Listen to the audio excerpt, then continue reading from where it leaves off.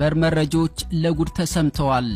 መካከለኛው ምስራቅ ላይ የፈነደው ጦርነት እሳት አርግዞ ሞት መውለዱን ቀጥሏል። የብረት ቆሎ ሆና ልቆረጠም የጋመ ብረት ሆና ልወረወር ያለችው የፋርሶቹ ኢራን ዓለምን አስደምመው አምሽታለች።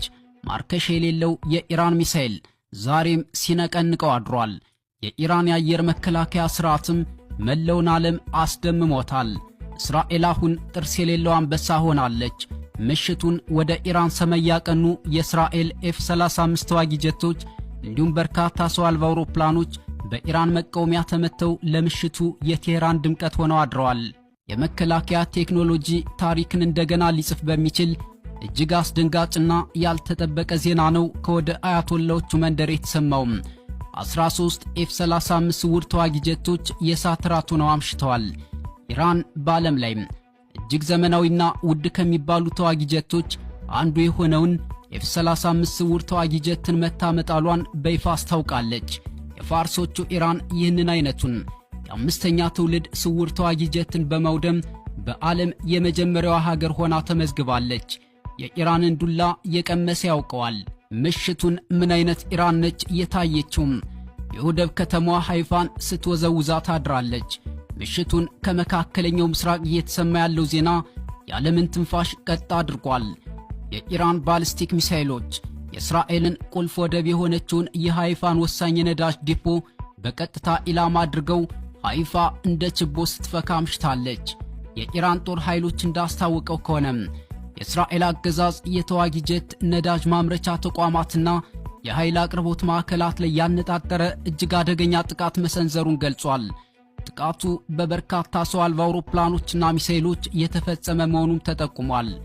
አክሎም የጽዮናዊው አገዛዝ ወረራ ከቀጠለ የኢራን ኢስላማዊ ሪፐብሊክ የጦር ኃይሎች የማጥቃት ዘመቻዎች ይበልጥ የከፉና ሰፊ ይሆናሉ ሲል ጦሩ በይፋ አስታውቋል። በዚህ ጥቃት በርካታ እስራኤላውያን ሙትና ቁስለኛ ሆነዋል። በቴል አቪቭ መዲና 6 የአንድ ቤተሰብ አባላት እስራኤላውያንም ተገድለዋል። በጥቅሉ በጋዛ የሆነ ያለው በእስራኤል ተደግሟል።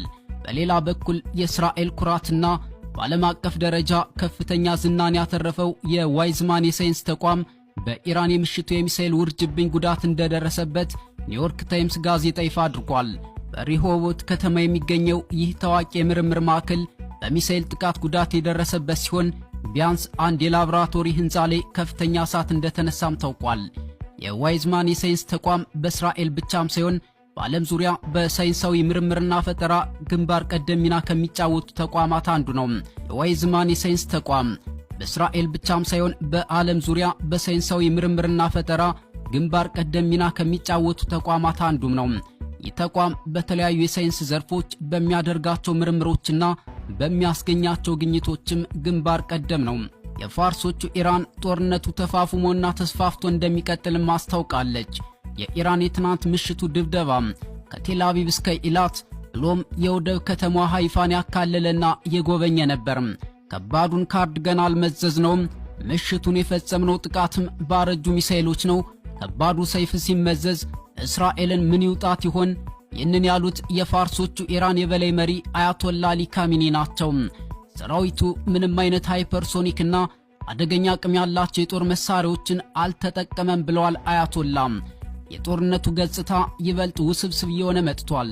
የኢራኑ የመንግስት መገናኛ ብዙሃን ፋርስ ኒውስ አገኘት ባለው መረጃ መሰረትም ኢራን በእስራኤል ቁልፍ ከተሞች በሃይፋና በቴል አቪቭ ላይ በሰነዘረችው ጥቃት የተጠቀመቻቸውን ተራ ሚሳኤሎች ይፋ አድርጓል። እነዚህም ኢማድ፣ ቃድር፣ ኸይባር ሸካን መሆናቸው የተረጋገጠ ቢሆንም ምንጮቹ እንዳሉት ኢራን ከፍተኛ ፍጥነት ያላቸውን ሃይፐርሶኒክ ሚሳኤሎችም ሆነ እጅግ ከባድ የሚባሉ የጦር አረሮችን በዚህ ጥቃት አልተጠቀመችም ተብሏል። የጦርነቱ ማዕበል አቅጣጫውን እየቀየረ ይመስላል። ኢራን በእስራኤል ላይ በሰነዘረችው ጥቃት ኢላማ ያደረገችው የሃይፋ የነዳጅ ማጣሪያን ነው። ይህም ተራ ኢላማ አይደለም። የእስራኤልን የጦርነትና የኢኮኖሚ አቅም አንገት ያስደፋ ቁልፍ ስትራቴጂካዊ ቦታ ነው። ይህ በሰሜን እስራኤል የሚገኘው ግዙፉ የነዳጅ ማጣሪያ የሀገሪቱን የነዳጅ ፍላጎት ያስደፋ ቁልፍ ስትራቴጂካዊ ቦታ ነው። ይህ በሰሜን እስራኤል የሚገኘው ግዙፉ የነዳጅ ማጣሪያ የሀገሪቱን የነዳጅ ፍላጎት ከ60% በላይ የሚያቀርብ ወሳኝ ተቋም ነው። ከቤንዚንና ከናፍጣ ጀምሮ በተለይም ለእስራኤል አየር ኃይል ወሳኝ የሆነውን የጀት ነዳጅ በብዛት የሚያመርተው ይህ ማጣሪያ ነው። በቀላል አገላለጽ የሃይፋ ማጣሪያ የእስራኤል ኢኮኖሚና የወታደራዊ እንቅስቃሴ የጀርባ አጥንት ነው። ይሁንና የፋርሶቹ ኢራን ይህንን ቦታ በሚሳኤል በቀጥታ ጥቃት ስለፈጸመችበት እስራኤል ከዚህ በፊት ታይቶ በማይታወቅ ሁኔታ ከባድ የነዳጅ እጥረት ቀውስ ውስጥ ትገባለች ተብሎም ተሰግቷል። በኢራንና በእስራኤል መካከል ያለው የጦርነት ነጋሪት ይበልጥ እየጎላና እያየለ ባለበት በዚህ ሰዓትም የኢራኑ ሜጀር ጄኔራል አህመድ ቫሂዲ አገራቸው በጽዮናዊው ጠላት ላይ ያነጣጠረቻቸውንና ጉዳት አድርሳለች ያለቻቸውን ቁልፍ ወታደራዊና ስትራቴጂካዊ ኢላማዎች ዝርዝር መረጃን ይፋ አድርገዋል። ሜጀር ጄኔራል ቫሂዲ እንዳስታወቁት እስካሁን ድረስ በስኬት ተመተዋል የተባሉት የእስራኤል ኢላማዎች የሚከተሉትን ያካትታሉ። 13 ዝነኞቹን የአምስተኛ ትውልድ ተዋጊ የሆኑትን ኤፍ-35 ተዋጊ ጀቶችን በሩሲያ ሰራሽ ፓንሲር መከላከያ ስርዓት በቴህራን ሰማይ ላይ አንደፋድፈው ጥለዋል። ሌላኛው ደግሞ እጅግ ዘመናዊ የጦር አውሮፕላኖች መገኛ እንደሆነ የሚነገርለት የኔቫቲም ቁልፍ የአየር ኃይል ማዕከል ሲሆን በዚህ ሰፈር ውስጥ የሚገኙ